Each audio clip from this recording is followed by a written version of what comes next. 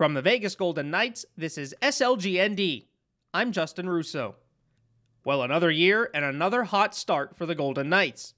Through 12 games, the VGK sit atop the NHL's Pacific Division with a record of 8-3-1, with all 8 of those wins coming in front of the home crowd at T-Mobile Arena. These kinds of starts are becoming the norm for Vegas, as under Bruce Cassidy, the team is now 24-5-2 in the month of October. With the calendar now turned to November, though, it's now on the Golden Knights to sustain that success, in particular with a heavy dose of road hockey incoming, something that has troubled Vegas in the early going. As the Golden Knights prepare for that challenge, the head coach was kind enough to stop by and chat with the guys on Monday to recap the first dozen games of the season, look ahead at what's to come, and even delve into some of his off-ice interests. Without further ado, here's Dave, Dan, and Gary with Golden Knights head coach Bruce Cassidy. And we're happy to be joined by the Golden Knights head coach. His team off to an excellent start this season, and especially on home ice, where the Golden Knights have tied a team mark with 8 straight home wins. Bruce, as we talk to you today, it's a day off for the team. It's, I'm sure, not a day off for the coaches. Is it? How does it work for you guys that are down in the coach's office? Typically in season, there's really not a lot of days off. Yeah. It's you're on your own scheduled day, so we don't have to be in at. Typically, the coaches are in between 7:30, getting to work. So today was a sleeping day if you want it, but get your work done at your own time. So that's kind of what we're doing. How many of those days are there? Well, you know, listen, one every week, 10 days or so. You probably don't. You come in on your own schedule. Typically, they fall on a Sunday is always nice, and it would have this year, to be honest, yesterday. But because of the gala, we pushed it a day. So let the guys kind of have a night with their significant others, because we're hitting the road and not have to worry about getting up and practicing, et cetera. So we practiced yesterday and took today off. Would you rather, I'll ask a hockey question, would you rather struggle to score or struggle to defend early on?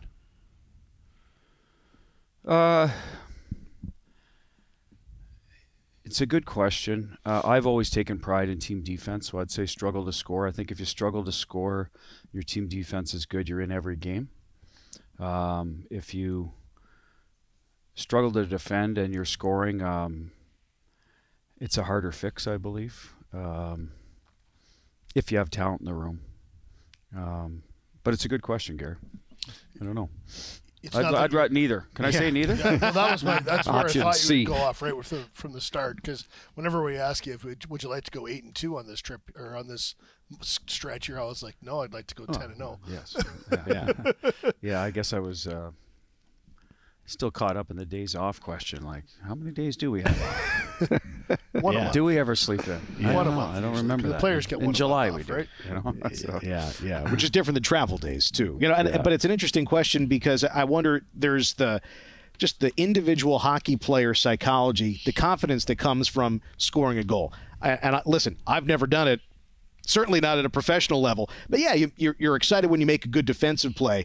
But for anybody who scores a goal, even when a goalie scores a goal, you get something from that I don't know if anything else can generate. You look at it from the player's perspective, they would certainly say they'd rather struggle to defend. They don't want to struggle to score.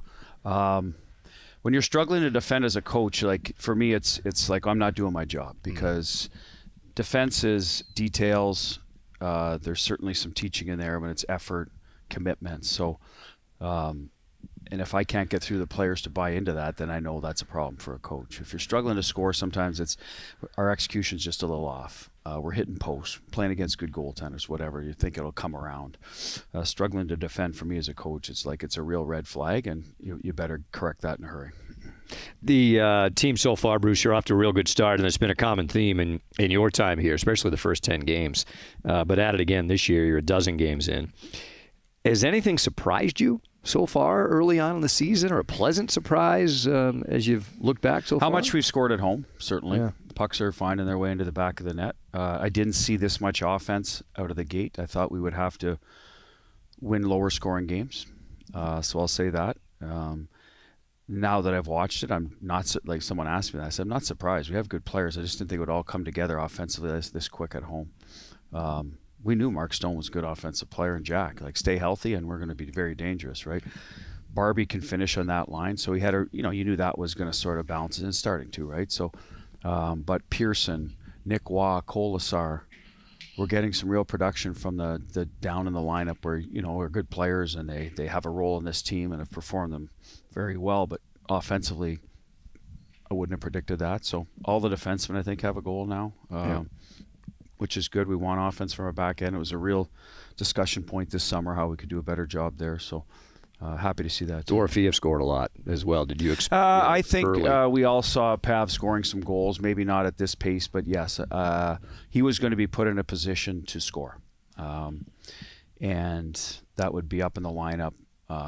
Eventually work his way on the power play once we sorted through the units to see who fit where and give some other people opportunities. But we knew Pav would find his way on there, and he's there now, doing a good job. 7 goals. I mean, he's tied with Barbashev for the team lead, and 3 of those are on the power play. Gary had an article on VegasGoldenKnights.com. If you go back to the beginning of last year, his goals per 60 at 5 versus 5 ranked 5th, Gary? In the National Hockey League? In the National Hockey League. Well, there you say. Yeah, that's good. It's good stuff. So the numbers bear out what is happening. He would have scored 20 last year if Trouba hadn't elbowed him. Right? No doubt. He missed 14. I think we all knew that he was coming from the progression we saw, that he could take another step. How big a step is he going to take? Well, that's to be determined right now. It's a big one. And again, all stuff that we had discussed this summer, we thought certain internal options could go, and he was one of the ones we thought. Brett Howden, maybe we didn't have at 6 goals. All right, we figured let's see where he lands in the lineup, but Pav is a guy I thought we could get more out of, and our decor, and we're getting a few bonuses from, like I said, the Colasars, the Howdens, and that's great. So my follow-up to that, Bruce, will be, here it is, it's a dozen games and this is going on, and my comment the other day on the radio was this is happening to too many players for too long a period of time for it to be a fluke. So, but from a coaching point of view, what is the sample size that you would want to say, hey, these numbers are what they are and it's not a fluke? Well, I think 12 is not enough, personally, because I think where they are, it's the start of the season, I think everybody's behind defensively. I bet the numbers this year offensively throughout the National Hockey League, I don't know this to be fact, or is probably as high as they've been in a while. Like I'm looking the other day, and there's 8 teams in the National Hockey League with a save percentage above 900, and that's really strange to me. So it tells me goaltending's behind, or defending in front of the goaltending, or a product of both, whatever is behind. So the goal scoring numbers are up, ours included. So I would say let's get to January 1st and see where we're at. We're got a good almost half a year. Okay, now you've been through the league. Teams have had time to correct their deficiencies.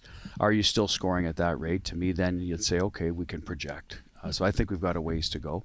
And I think players, especially wingers, get streaky sometimes, right? You see a lot of that there. There's some guys, I think Zach Hyman got his first goal the other day. Well, I don't think he's on pace. I think I'll take the over if his over-under is 10, right? He's just been a guy that's scored, for example, hopefully not against us. So I'm just using him as an example. There's just some guys out there that haven't scored yet that I think will, and just like some guys will kind of back off a little bit because their shooting percentages just tend not to stay that high. You know, as a coach, you're part tactician, part salesman, part psychologist, part parent. There's a lot that goes into it.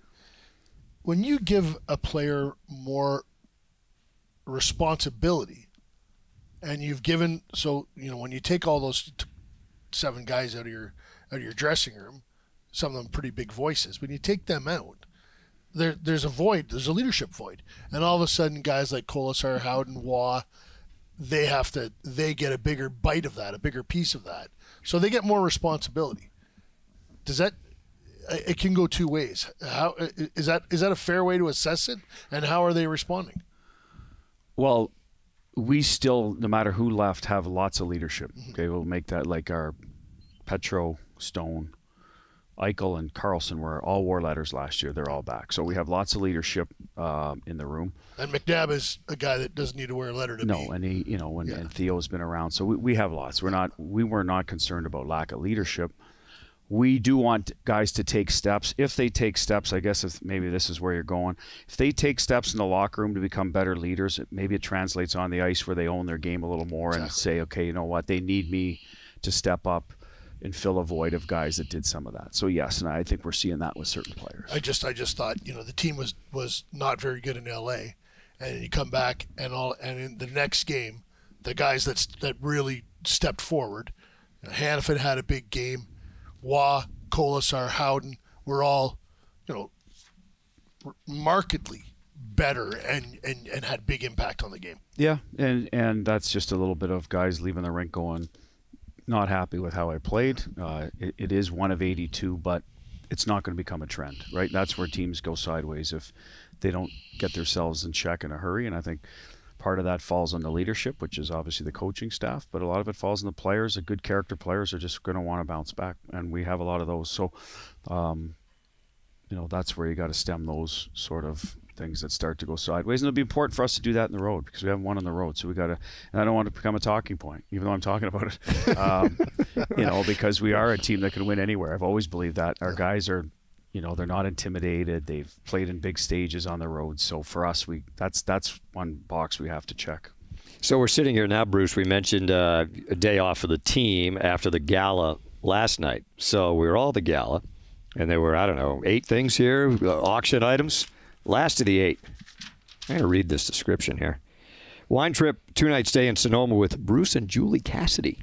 Sounds like a pretty good time. Yeah, I know them. Right? You're probably familiar with these people. Exclusive Sonoma County weekend getaway, you and 5 of your friends, luxurious Vegas air, and then you get to go to Roth, Lancaster, Chalk Hill Estate dinner. Beautiful spot. Dan, any idea how much this went for?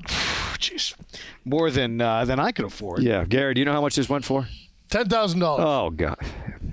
It's selling the coach and his wife way too short. Do you know what it went for? You were on the stage. You remember? I want to say 30 grand, maybe. $32,000. Yeah. To go up to Sonoma with Bruce and Julie. That's a pretty good price tag for a trip like that. Have you been up there before? I went with Julie years ago on one of her work trips. She was a federal lobbyist way back when I met her in Washington. Yeah. We went to Napa. Yeah. So there's 8 items here that they. I'm looking forward to it. That was the leader in the clubhouse, by the way. I keep track because of my OCD. Oh, nice. I met the couple that bought it. Side story, interesting. I went through their house when I first got hired here, and we didn't buy it, but we were very close to buying their house. Oh, really? Wow. Well, you were invited. You just didn't sneak through the house. You were actually I went with a realtor and did proper channels, yes. And they had a beautiful place. We ended up landing in a different spot just up the road, but nice people, yeah. It should be a good time. And that's great. Again, raise a little money for the foundation, help out, and enjoy a nice weekend. What is your...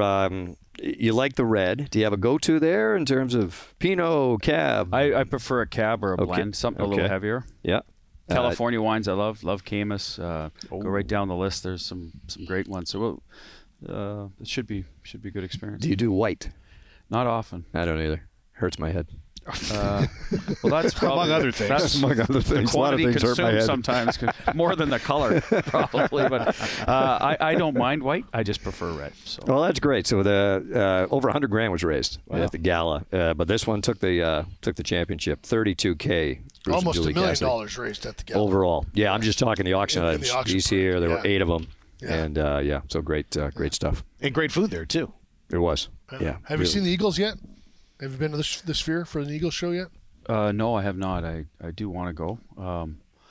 Sean Burke, our goalie coach, went. I was curious to see which members of the Eagles were actually touring, so it sounds like it was a great show. Have you gone? I went with But you Berkey. went with them, didn't you? Yeah. That's right. Yeah, I went. Yeah, it was great. They still sound great, and now with Vince Gill in and Deacon Fry, Glenn Fry's son, taking a lot of Glenn's songs. So Henley still sounds great. Timothy B. Schmidt, they've got this guitarist from Nashville. I think his name is Stuart Scott, if I'm not incorrect. Could be. And he is fantastic. Have you been to the Sphere period, Bruce?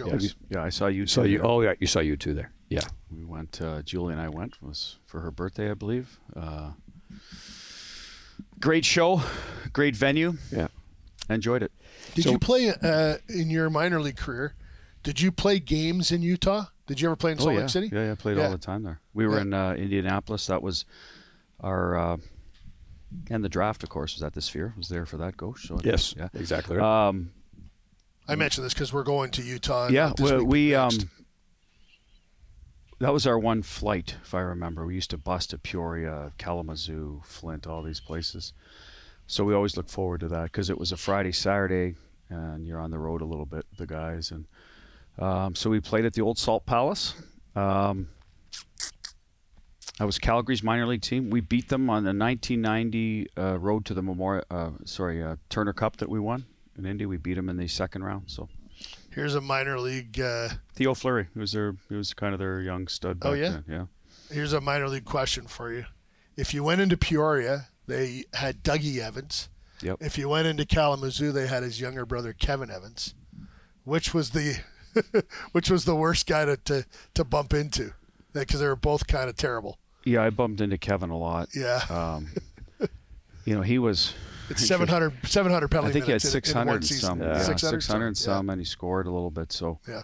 I think Dougie was a better all-around player. He was a centerman, right? Yeah, Doug played quite a bit in the NHL with the Blues. Was there and the Jets. another brother was a goalie or not? Yeah, Mark. Yeah, Yeah. yeah. And then Paul Evans, their older brother, played for the Toronto Maple Leafs. Yeah, and I played with a Sean Evans, but he was not Relic. part of that. He's a different guy. Not part of that family. Played Relic, for that's Peterborough right. Petes. Played in Nova Scotia with him. Unfortunately, I know way too much about minor league hockey. Yeah. Sounds like it. 10 Well, I years. do because I spent a lot of time 10 in years. it. 10 we all years. did. We were all 10 there. years Yeah. banging around Yeah. bus leagues. So. Hey, we like talking off topic, off hockey a little bit, and I know you had a big golf trip over the summer. Went to Ireland. How was that experience for you? Because you're an avid golfer. Fantastic. I didn't play as well as I wanted to over there, and it was predominantly because of the wind, not the rain. I don't mind the rain. I'm a bit of a mutter when I can manage the rain, but it's when it's raining sideways, obviously, which it didn't a lot for us. So that was the part we avoided. But it was wind. The last 2 days was 40-some miles an hour. The caddy said they'd never seen it like this, and he was old.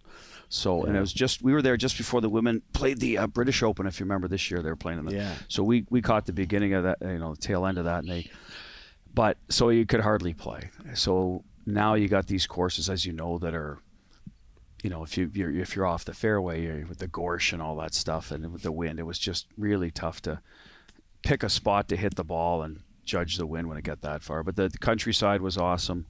I'd do it again. The people were great. We'd go to the local. I'd try to go to every local sort of pub and have whatever was on the, hey, what do you recommend off the menu and eat it? Try to, you enjoy your Guinness or Harp, whatever you were, Carlsberg, the guys. So listen to music. I thought it was a great experience. My father-in-law, I've told you this, Bruce, is 90, and he goes to Kerry. He spends 3 months a year in the summer in Kerry. And if the weather's not great, he always says it's a good day for the high stool. Yeah.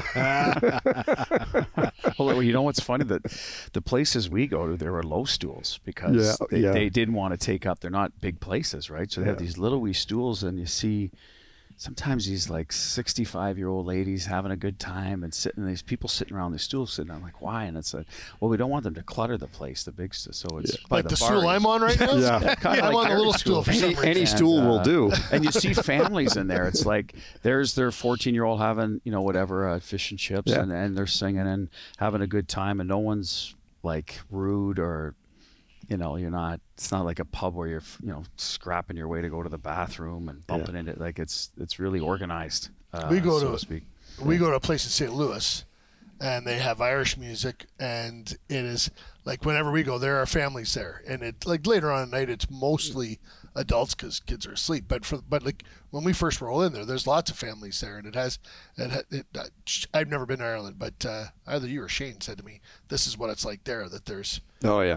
It's People special. aren't like spilling drinks. You know what I mean? It's They're pros. It's They a know what they're family doing.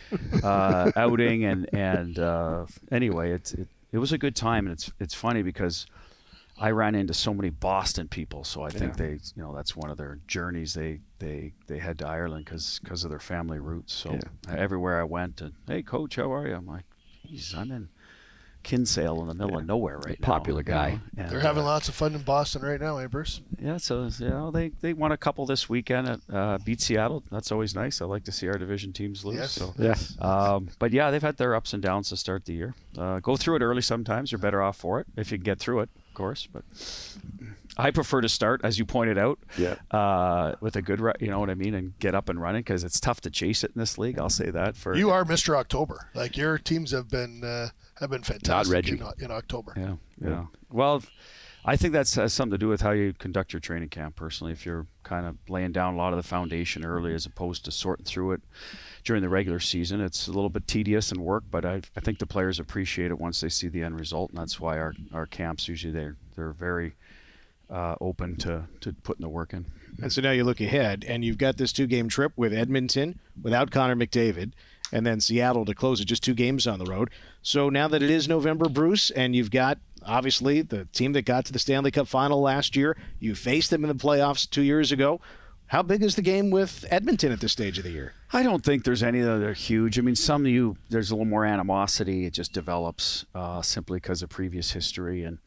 But, geez, I remember last year we went into Edmonton early, and I thought because coming out of the playoff series, and it was kind of a quiet game. Yeah. I think we lost in overtime, and it wasn't really a physical contest at all. And I was expecting to be a little more, buckle up the chin strap type of game, and it wasn't. So I think this time of the year, everyone's getting their own game in order.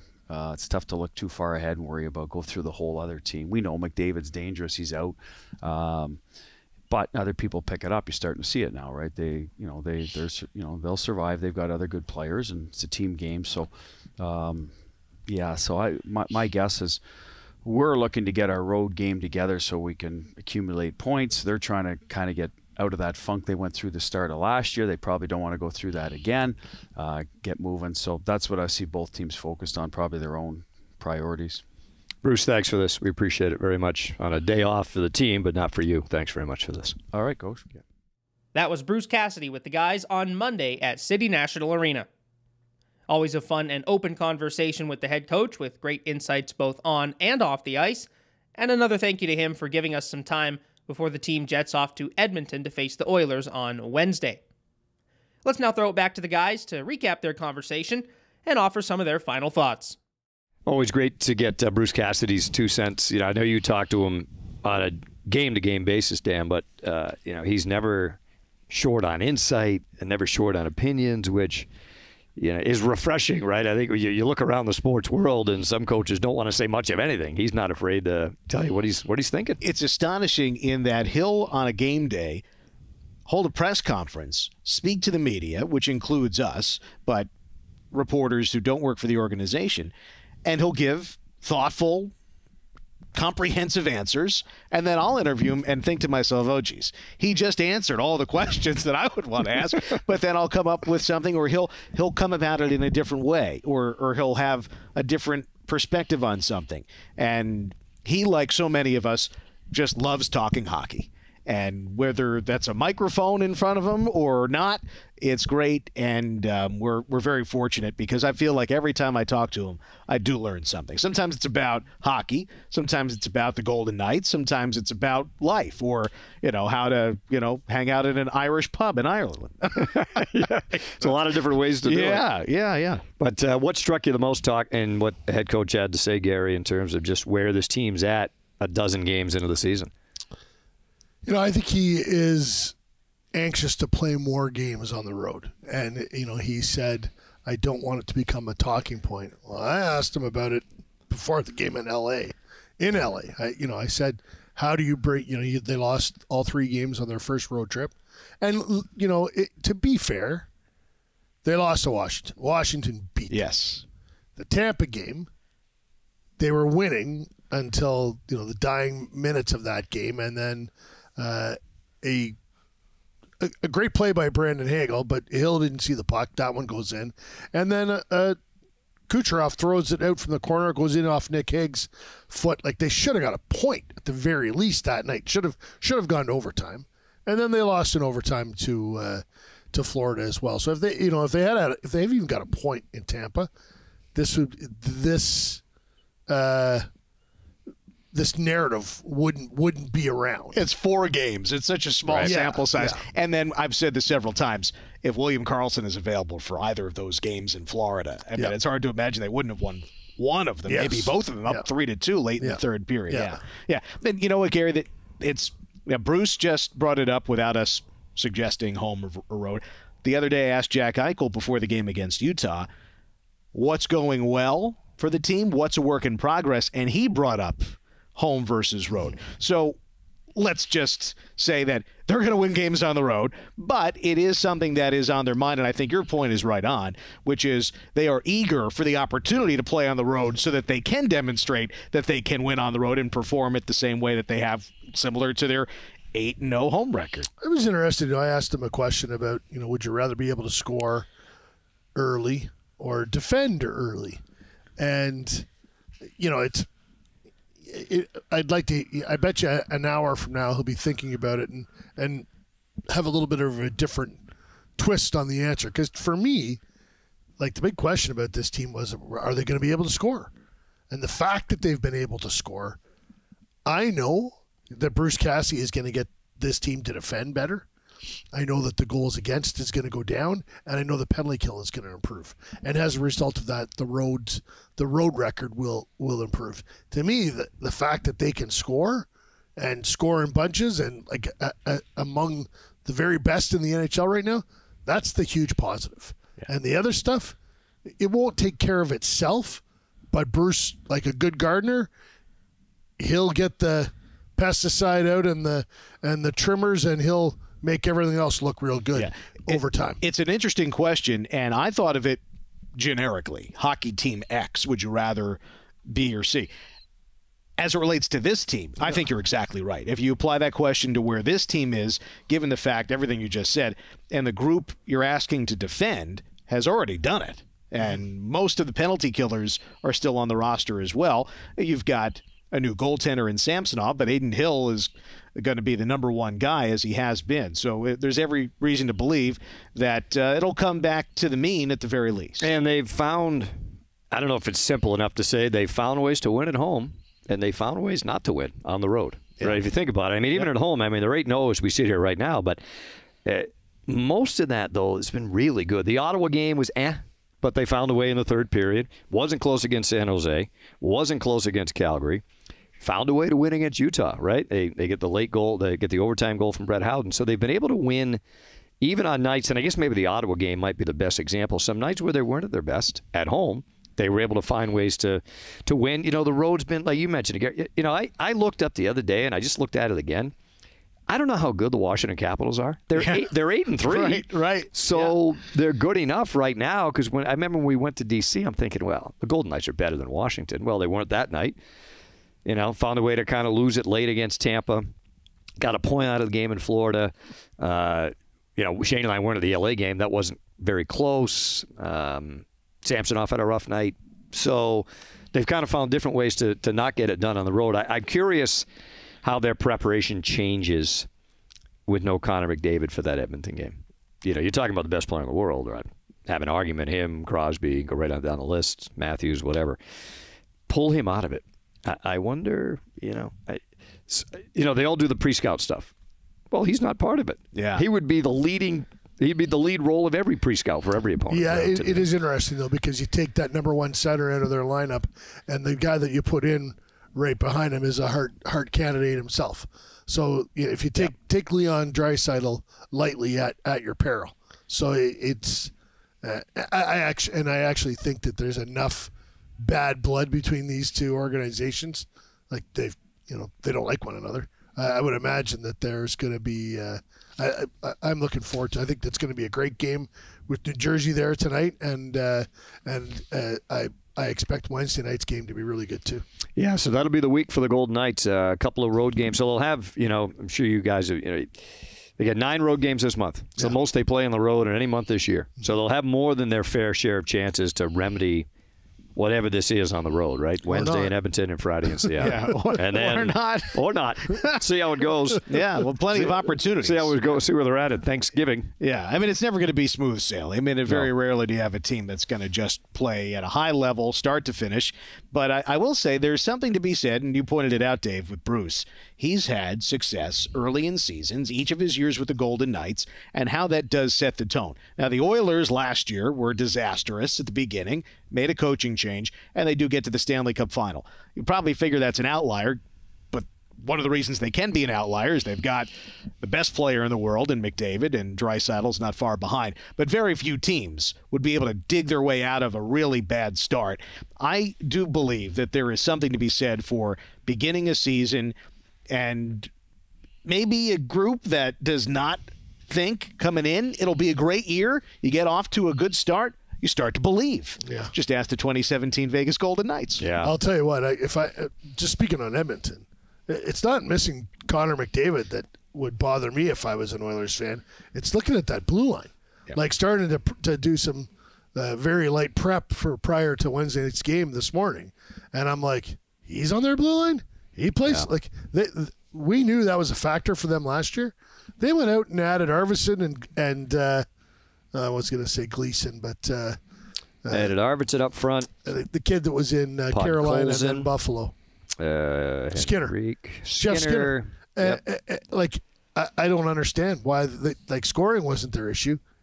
It's their blue line, and who's on their blue line right now? So you got Ekholm and Bouchard. Yeah, that's a good Nurse pairing. and Dermott. That's not a good pairing. They lost Philip Broberg. They lost Cody Ceci. They lost Vinny Desharnais. Those are the three regular. What's the defensemen third that they- pairing? Kulak Stetcher and who? Kulak and Emberson. Yeah, And Troy Stetcher plays some nights too. Yeah. So And right now, obviously, McDavid out, Kane out yeah, up front. So the one, I guess, two players there who are substantial would be Ekholm and Nurse.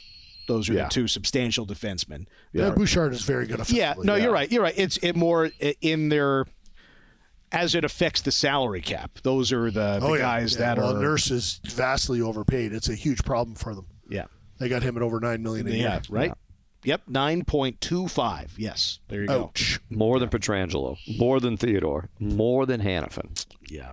Yep. I would say a lot more than McNabb. I would throw that in there. Yeah. So there you go. You know. Well, that's the week ahead for the Golden Knights in Edmonton on Wednesday, then in Seattle on Friday. And again, our thanks to Bruce Cassidy for stopping by. It's always fun to pick the brain of the Golden Knights head coach. That'll do it for us. We'll talk to you next time on SLGND. Before we leave you today on SLGND, we listen in on a portion of Dan's pregame interview with Jack Eichel before Saturday's win over the Utah Hockey Club.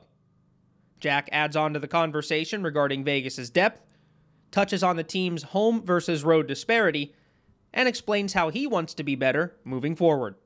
There have been a number of guys who've had terrific starts, and some of them are familiar names. We'd put them in the star category, but there seem to be just as many who are not quote-unquote stars, who similarly have great starts, from Brett Howden to Keegan Colasar. I could go down on the list. That's got to be pretty neat for the team.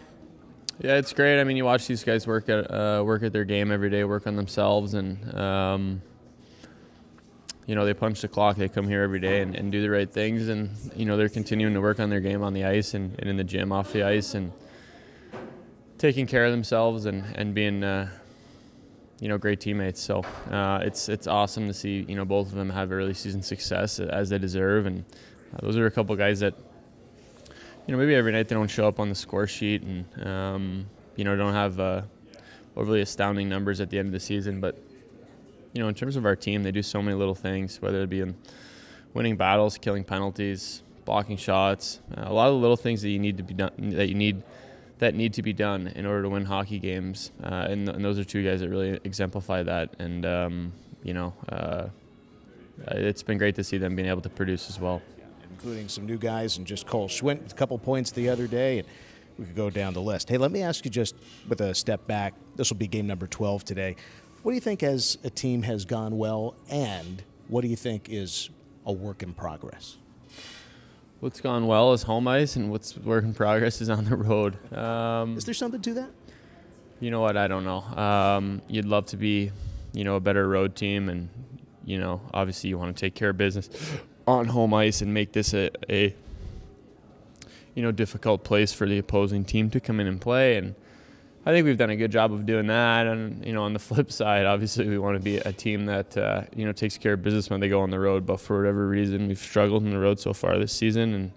And but it's definitely not something that I see continuing. I think historically we've been a good road team. So, we'll find our ways. And I think for us, it's just about consistency, just doing it night in and night out. You're not going to have your best every single night, and pucks are going to bounce bad ways, and the other team's going to get their bounces, and you're not. And I think over the course of a season, it all adds up. But for us, it's just about doing the little things, winning our battles, competing hard, sticking together, doing what makes our team successful. I think, we're still, figuring out exactly what the identity of this group's going to be. But I think from past years, we have a pretty good, core foundation of what that is. And, add some new players. I think it is subject to change. But for the most part, I think we're going to be a hard team to play against. And, a team that plays fast and